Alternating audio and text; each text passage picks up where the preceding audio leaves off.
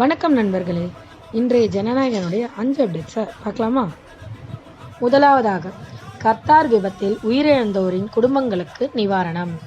ராதாபுரம் தொகுதி TVK MLA doctor Sathish Christopher Qatar எரிவாயு ஆலையில் ஏற்பட்ட வெடி விபத்தில் உயிரிழந்த 3 தமிழர்களின் குடும்பங்களுக்கு முதலமைச்சர் விஜய் அறிவித்த தலா ரூபாய் 10 லட்சம் நிவாரணத் தொகையை வழங்கினார். இரண்டாவதாக, சட்டப்பேரவையில் டிவிகே டிஎம்கே இடையே கடும் விவாதம். சட்டப்பேரவையில் டிவிகே மற்றும் டிஎம்கே உறுப்பினர்கள் இடையே கடும் விவாதம் நடைபெற்றது. முந்தைய ஆட்சியில் டாஸ்மாக் மூலம் கொள்ளையடிக்கப்பட்ட பணத்தை அரசு கருவூலத்திற்கு மீட்டெடுத்து வருகிறோம் என்று முதலமைச்சர் விஜய் தெரிவித்தார்.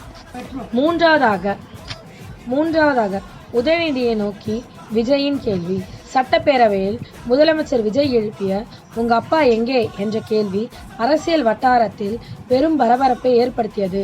இதற்கு உதயநிதி ஸ்டாலின் மற்றும் திமுக தலைவர் மு.க. ஸ்டாலின் பதிலளித்தார். நான்காவதாக, புதிய பேருந்துகள் அறிமுகம். மக்கள் போக்குவரத்து சேவையை மேம்படுத்தும் நோக்கில் முதலமைச்சர் விஜயின் உத்தரவின் பேரில் புதிய அரசு பேருந்துகள் வாங்கப்பட்டு பயன்பாட்டிற்கு கொண்டு வரப்பட்டன. ஐந்தாவதாக, மாவட்ட வளர்ச்சி பணிகள் ஆய்வு.